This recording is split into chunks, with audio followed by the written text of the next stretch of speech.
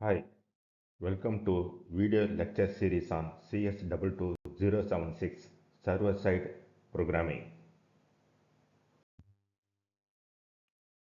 Today, we are going to learn about Java server pages architecture in detail. When a JSP page is requested, it follows a structured lifecycle inside the JSP container. This lifecycle ensures that the page is translated, executed, and eventually cleaned up efficiently. The first stage is compilation, where the JSP file is translated into a Java servlet and then compiled into bytecode. This happens only once unless the JSP file is modified later. Next is initialization, where the generated servlet is loaded into memory and its JSP init method is executed. This step prepares the servlet by allocating resources or performing setup tasks required before handling user requests. The third stage is execution, which is the main part of the lifecycle. Whenever a client sends a request, the JSP servlet runs its JSP service method. Here, all dynamic content is generated, Java logic is processed, and the final HTML response is sent back to the user. Finally comes cleanup, where the JSP destroy method releases resources when the JSP servlet is no longer needed or the server shuts down. This ensures efficient memory management and smooth server operation. Now, let's talk about the JSP initialization phase, which plays a crucial role in the JSP lifecycle. Whenever a JSP page is loaded by the container for the very first time, the container automatically calls the JSP init method. This method runs before the JSP handles any client request. Think of it as a setup stage where the page prepares itself for future processing. The purpose of JSP init is to perform JSP specific initialization tasks that only need to happen once during the life cycle of the page. This is similar to the initialization step in servlets where resources are prepared ahead of time. Developers can override the JSP init method to include any custom setup code that the application requires. This might include creating database connections, preparing reusable objects, loading configuration settings, or initializing resources that will be used repeatedly while serving requests. The method signature looks like public void JSP init. By placing essential setup logic inside JSP init, we ensure that the JSP is fully ready before it starts processing user requests. This improves efficiency and helps maintain cleaner and more organized code.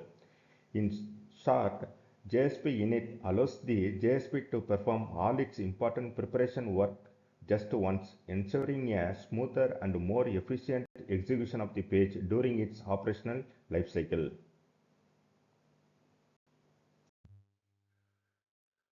Initialization runs only once. The JSP init method is called a single time when the JSP is first loaded. This prevents repeating heavy setup work for every request. Some common tasks performed in JSP init are establishing database connections. Database connections created here can be reused for all incoming requests, improving performance by avoiding repeated connection setup. Then, opening files or resources. If the JSP needs to read from files or configuration data or external resources, they can be opened once during the initialization. Then, creating lookup tables or cached data.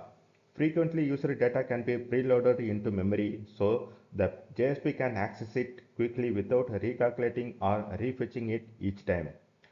Then preparing reusable objects. Objects that are needed for repeated processing like utility classes or shared structures can be created once and stored for later use. Just like servlets have an init method for one-time setup, JSP use JSP init to perform the same type of initialization tasks.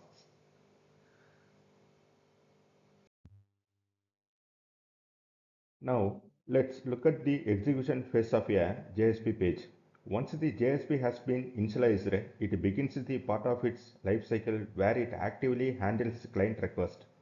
This is the moment when a user browser sends a request for the JSP page. When that happens, the JSP container automatically calls the JSP service method.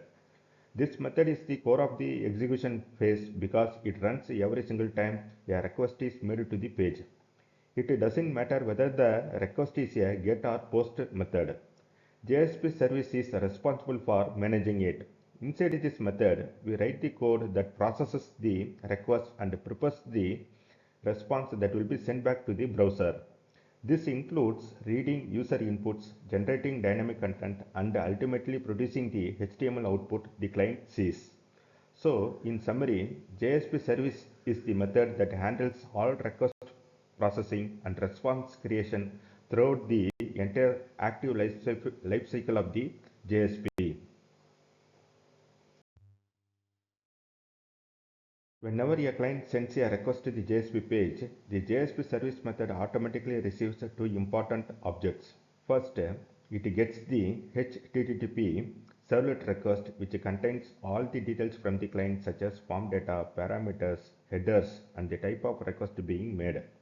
Second, it receives the HTTP servlet response, which is the object that the JSP uses to send the final output back to the browser. The main responsibility of JSP service is to generate a dynamic response for every single request. This method handles all HTTP request types, whether it is a get or post, put, delete, or any other method. It is also important to note that the developers cannot override the JSP service method. It is automatically generated by the JSP engine to ensure consistent and reliable processing of each request. So, the JSP service method is the core engine that handles incoming requests and produces the dynamic responses that make JSP pages interactive. Now, let's move to the final phase of the JSP lifecycle, the cleanup phase. This phase begins when the JSP is no longer needed and the container decides to remove it from the service. Before the JSP is completely unloaded, the container calls the JSP destroy method. This method gives developers a chance to perform all necessary cleanup activities. For example, you might close database connections, release file handles, or free up any resources that were allocated during initialization or execution. The JSP destroy method runs only once, right before the JSP is taken out of service, ensuring that the application cleans up properly and avoids resource leaks.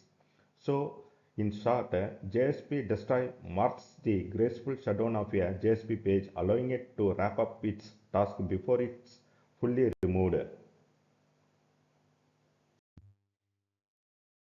When a JSP is about to be removed from the service, the container calls the JSP destroy method.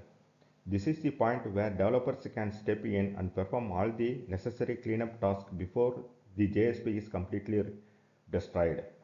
Typical cleanup operations include releasing database connections because keeping them open can lead to resource leaks.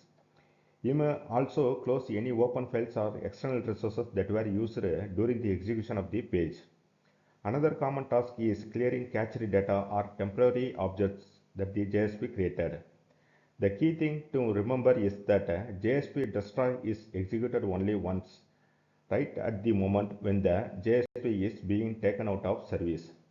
This ensures that the page shuts down cleanly and frees all resources properly. So, the cleanup phase is essential for maintaining the health and efficiency of your web application.